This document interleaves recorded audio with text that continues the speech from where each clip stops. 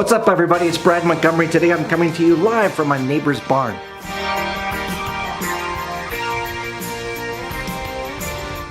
I'm going to tell you about some of the surprising, crazy, difficult things that happen to me on stage almost every time I'm on the road. But the coolest thing is at the end I'm going to tell you my take on these crazy things and why you should care. Almost always something goofy, and it's never good, happens with the audio and visual. Now sometimes the audio visual is no big deal, like the microphone blinks on and off, and sometimes it's like there is no microphone. Recently they put me on stage at 3:30 p.m. in front of an audience that had already been subjected to a full day of really high content, dense, difficult, boring training. So they were exhausted, and then at 3:30 p.m. they said, "Go on, Brad, you take them right up till the time they finally get to leave." I said, "They're going to be exhausted, right?" And they said, "No, we're going to give them a cup of coffee." Oh my gosh!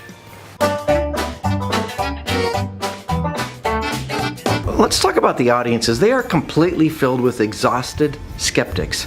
And it totally makes sense. They're exhausted because they traveled the day before. They stayed in a hotel and didn't sleep there that well.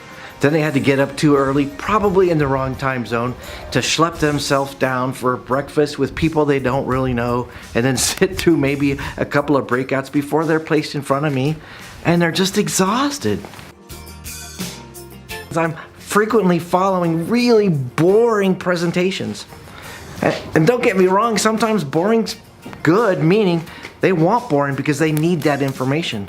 Sometimes they're craving learning the latest actuarial tables of risk management when it comes to life insurance, but it's still boring. And then my job is to take the people after they're pooped and asleep and build them up again. Oh my gosh. It has happened a number of times where a big association audience will say, "And now we're going to play slides of members we've lost this year, and we're going to play some sad, sad music. We're going to turn the lights down low, and we're all going to be sad." The audience reflects on these members that they've lost and miss, and then they say, "And here's Brad." That really happens. So they're important.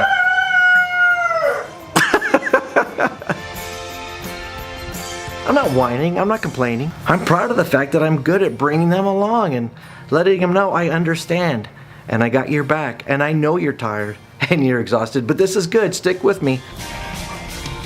I'm proud of the fact that many of my comedian friends, people who work in clubs and in theaters, could not do what I do.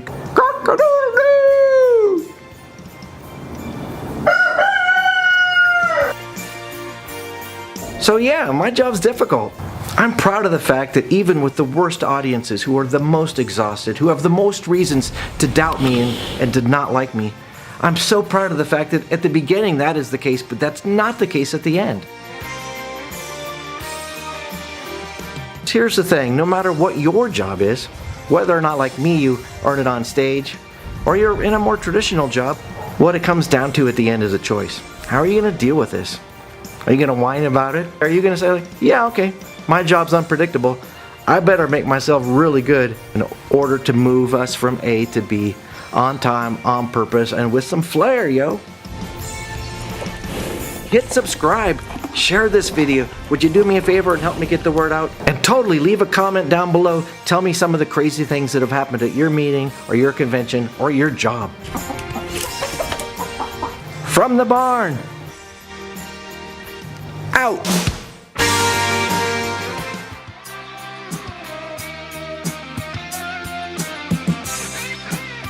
If you saw me in an airport, I'd look cool. But on the inside, I'm not cool. I'm like this.